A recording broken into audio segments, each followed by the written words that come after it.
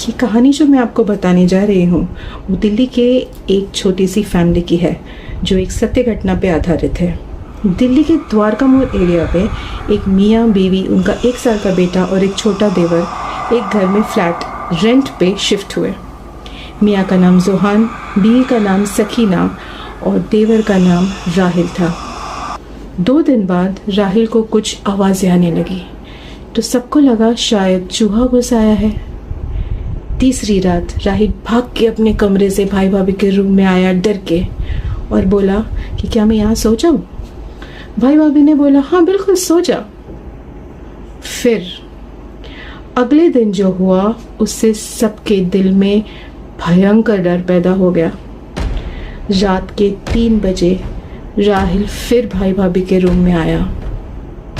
डर से चिल्लाते हुए उसने अपने भाई से कहा, भैया मेरे साथ चलो। 2 मिनट बाद दोनों डर के आए और सकीना को उठाया, लाइट ऑन की और अपनी पीठ दिखाई। जोहान और सकीना ने जब उसकी पीठ देखी तो क्या देखते हैं, उसकी पीठ पर हर जगह जख्म है, उसकी पीठ सूजी हुई है। उन्हें कुछ समझ नहीं आया। सकीना ने राहिल से पूछा, ये क्या हुआ है भाई? उसने जो कहा वो सुनकर दोनों दंग रह गए। राहिल ने कहा कि भाभी उसने मुझे बहुत मारा, वो मुझे बहुत मार रही थी, मुझे बोल बोल कर मार रही थी कि तू कल मुझे छोड़कर कहाँ चला गया था। ये सुनकर भाई भाभी दंग रह गए। उन्हें कुछ समझ नहीं आ रहा था कि वो क्या कहे क्या करे। दूसरे दिन वो राहिल को लेके एक मौलाना के पास जाते हैं। मौलाना साहब ने सारी बातें सुनी और तीनों को एक एक तावीज़ पहनने के लिए हाथों में दे दिया। उन्होंने कहा कि ये तावीज़ कभी मत निकालना और जितना जल्द हो सके जल्द से जल्द ये घर खाली कर दो। ये घर तो आपको छोड़ना ही होगा। नए घर में शिफ्ट हुए 1 हफ्ता भी नहीं हुआ था उन्हें। अब वो क्या करे? इतनी जल्दी दूसरा नया घर ढूंढना बहुत ही मुश्किल था। दोनों सोचते रह गए, अब इतने जल्दी घर कैसे चेंज करें। दिन ब दिन हालत खराब होती गई। किसी चीज़ की मौजूदगी का एहसास घर में जोहान और सकीना दोनों को होने लगा। उनका जो छोटा बच्चा था वो भी हमेशा किसी चीज़ को देखकर उंगली से दिखाता रहता, मम्मा मम्मा मम्मा।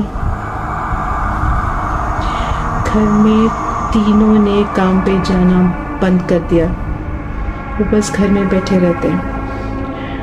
उनके कंधे हर वक्त दर्द होते रहते। हर वक्त वो चुपचाप या तो एक कोने में बैठे रहते या तो लड़ते झगड़ते रहते। जब भी सकीना को कोई घर देखने जाती कुछ ना कुछ मसला हो जाता। ये सब जब जोहान की माँ को पता चला तो उन्होंने राहिल को एक बहुत ही पहुँचे हुए बाबा के पास लेकर गई। उन्होंने जो कहा वो सुनकर सबके होश उड़ गए, पैरों तले ज़मीन खिसक गई। बाबा ने उनसे कहा कि राहिल पे एक रूहानी आशिक हो गई है जो राहिल को अपना पति मानने लगी है और अब वो राहिल को छोड़ने तैयार नहीं है। वो हर वक्त राहिल के कंधे पर बैठी रहती है, अपनी मौजूदगी का एहसास दिलाती रहती है उसे। इसी वजह से सबके कंधे भी दर्द हो रहे थे। बाबा ने एक दिन मुकर्रर किया कि इस दिन उसका राहिल का इलाज होगा, बट उन्होंने ये भी सख्त ताकीद की कि उस दिन से पहले घर खाली हो जाना चाहिए, वरना वो जो रूहानी है राहिल को छोड़कर जोहान में आ जाएगी। सकीना और जोहान बहुत डर गए, बहुत डर गए।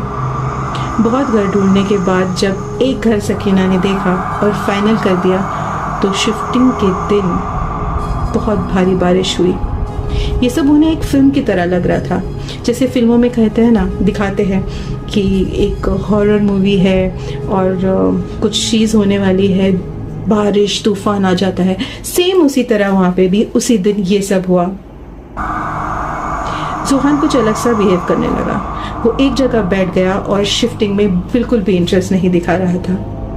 राहिल का इलाज अगले दिन होने वाला था, इसलिए आज ही शिफ्टिंग करना ज़रूरी था। जोहान ने सकीना से कहा, सकीना, हम आज शिफ्ट नहीं करेंगे, मैं यही रहूँगा। ये सुनकर सकीना डर गई। उसने एक सख्त फैसला लिया। जोहान, तुम्हें रहना है तुम रहो, मैं यहाँ आज ही शिफ्ट करूँगी। उसने आयतल कुर्सी पढ़ते हुए अपना काम शुरू किया। कुछ टाइम बाद जोहान भी साथ में शिफ्ट कराने में शामिल हो गया। फाइनली सब शिफ्टिंग हो गई। जोहान, सकीना और उनका बेटा अपने नए घर में शिफ्ट हो गए। दूसरी तरफ अम्मी ने भी राहिल का इलाज करवा दिया। अब वो ठीक था।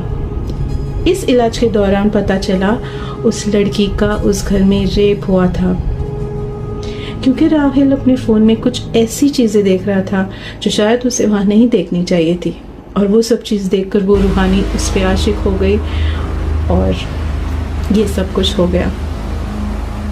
राहिल को भाई भाभी ने अपने गांव भेज दिया और अपने घर में खुशी खुशी रहने लगे। बट उस हादसे का जो उनके दिमाग पे असर हुआ वो आज तक है। वो आज तक उस गली से गुजरने के लिए डरते हैं। इसलिए कहते हैं कि हर चीज़ संभल के ध्यान से करिए और बस ऊपर वाले का नाम लेते रहिए।